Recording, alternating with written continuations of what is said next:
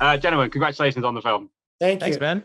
Thank you. It's really I had the pleasure of watching it last night. It was fantastic. My first question, I have to ask Glenn this first. As a Brit in the UK, Wrexham is kind of taking over the country. What have you made to Rob's success? Because he's become quite a big celebrity for very different reasons over here at the minute. I'm excited for him, man. I mean, it was a bold move to do what he and Ryan were proposing to do, and you know, it's pretty incredible how well it's paid off. You know, I liken Rob in many ways to the kinds of people that could make a device like the Blackberry or like a Steve Jobs. You know, I mean, you have to take these kind of big swings in order to pull something big off. So I know my hat's off to him, man. It's really weird though, because I went to a Wrexham game in Wrexham not too long ago, and it's really strange to hear an entire stadium of people singing your friend's name. You know what I mean? Like they have this whole song about him, but they don't ever say Ryan Reynolds' name. They just call him Deadpool. Of course. And it's really funny, man. But it's super weird. It's like very surreal. Yeah, I can imagine. But it's making a lot of noise over here. So fair play to him. Fair play. It's cool. It's a really good story. Yeah, it is. Speaking of which, this film has a fantastic story as well. One of the things I liked about this is there's a lot of films that are made about true stories and all that kind of stuff, and they can be quite kind of cookie cutter. You know, they can be very similar. Whereas this felt like it had a very different rhythm and felt very different to other films of its ilk. Was that one of the reasons why you wanted to get involved? Maybe Jay, I'll chuck that question to you first. Oh, no, I knew it would be. I knew it would be because a lot of those, I think the types of movies you're talking about are basically just a sort of dramatized Wikipedia entry. And it's like, I was a fan of MJ's from his first movie onwards. So like, I loved The Dirties and I loved Avalanche. And I was like, knew this was a guy that I wanted to work with at some point. And then we got to know each other, kind of, you know, Toronto movie scene kids, we all knew each other. And so I knew, if nothing else, like he's the real deal.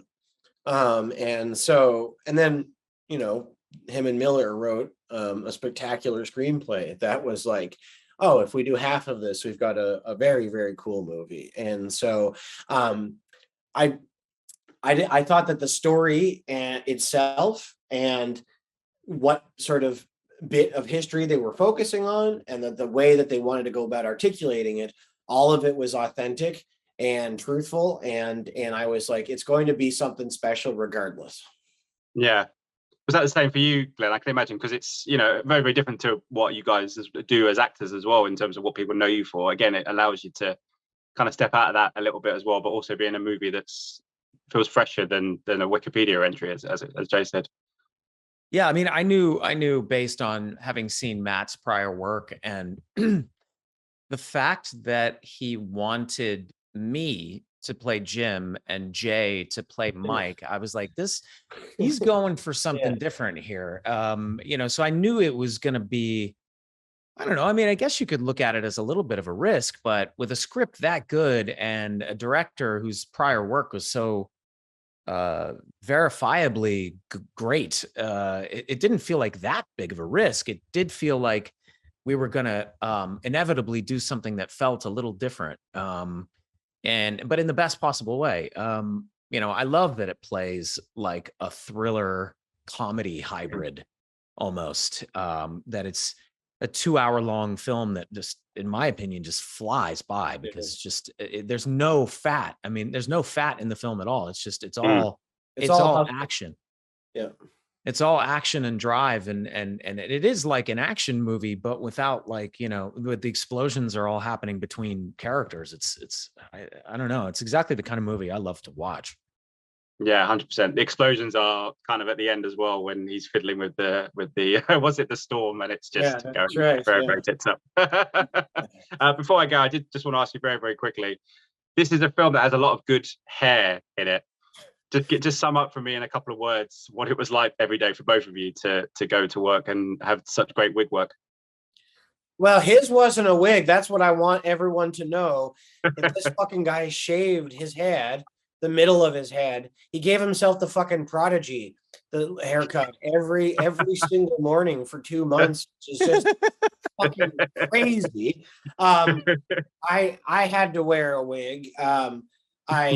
You know, our team was spectacular and they did beautiful work. I abhorred wearing it. I will think twice about ever doing it again. Both pieces came with their own sort of issues, but yeah, I'll say this though, the like hokey thing is it makes you a better actor, or at least it made me a better actor, because I would like, yeah, it's just that much easier to kind of be there.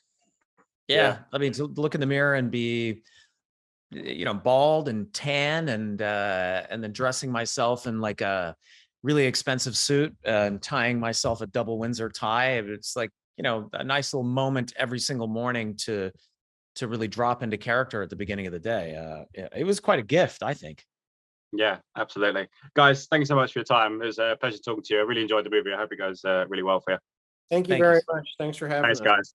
Thanks, Take care. Have a good evening. Ladies and gentlemen, you're watching Hey You Guys. Hey, you guys! Hey, you guys! Hey, that's what they all say. Hey, you guys! Hey!